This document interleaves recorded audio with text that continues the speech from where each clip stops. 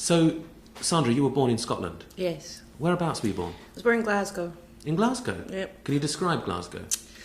It's a large city made of sandstone and beautiful buildings. Don't really remember very much of it. It was quite small when I was there. Right, okay. Big parks, nice people, good people, funny people. Yeah? Yeah, nice place. And your family's from Scotland? My mother's Australian. Oh, really? My father was Scots-Irish, yeah. Right, okay. And the rest of them were from the Highlands. Oh, really? And what did they do, your family, in Scotland? My father was a photographer. Yeah. My mother taught children. Yeah. She was she looked after children in nursery school. Yeah.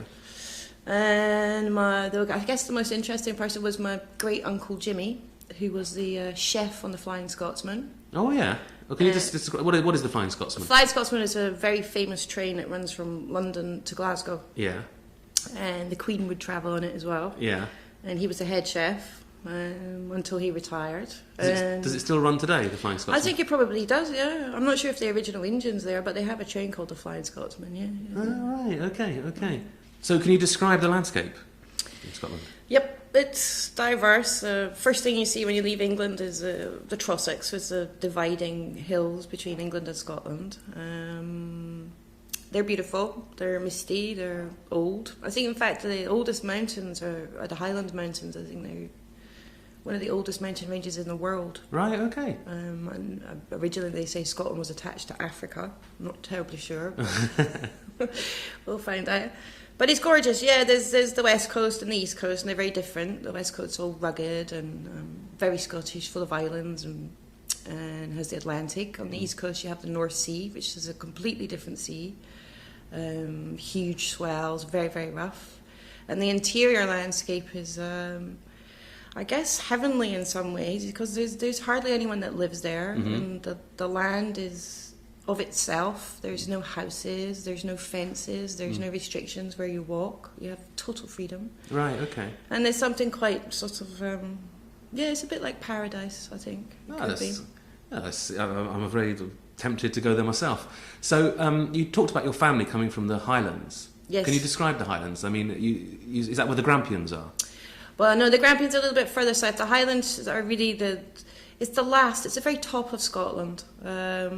And really all there are crofters and cows and space, Okay. lots and lots of space. And lots of lochs as well, is that in the Highlands? Lochs, yes. There's lochs near Glasgow as well. There's Loch Ness and Loch Lomond. And there's some inland lochs up there, yeah. That's okay. nice. Okay, so Good for fishing.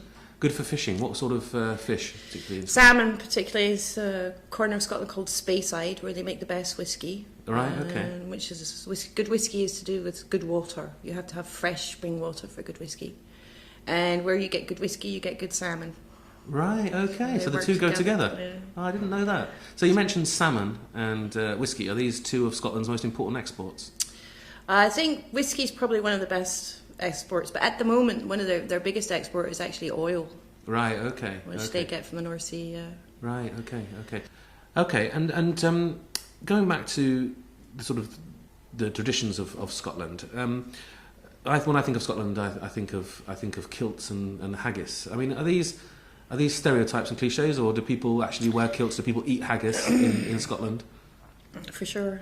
Yeah. Yeah. Haggis has evolved slightly because of the European restrictions about what you can put in a haggis. Oh, right, okay. Well, what is a haggis made from? It's mutton, basically. It's sheep. Right, okay. And the bits of sheep that don't get used elsewhere get Right. put in haggis.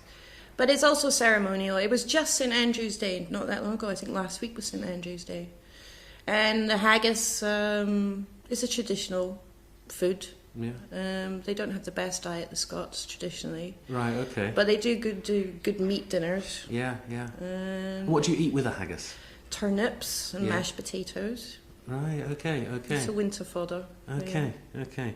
And is this traditional food on Burns Night as well? Absolutely, yes. What is Burns Night? Can you just explain what that is? Burns is a celebration of Robert Burns, who was a great Scots poet. Mm-hmm. And in January, you celebrate his poetry. And if it's done properly, then you have lots of people in a big room, and they're all dressed up with traditional costumes. And there is an ode to the haggis, which is Yeah. a poem that's said. And it's a celebration of a Scots poet. Right, okay. When does it take place, sorry? It's in January, I think it's January 25th. It's in January, right, okay. Well, Sandra, thank you very much indeed for speaking to us. Okay, it's a pleasure.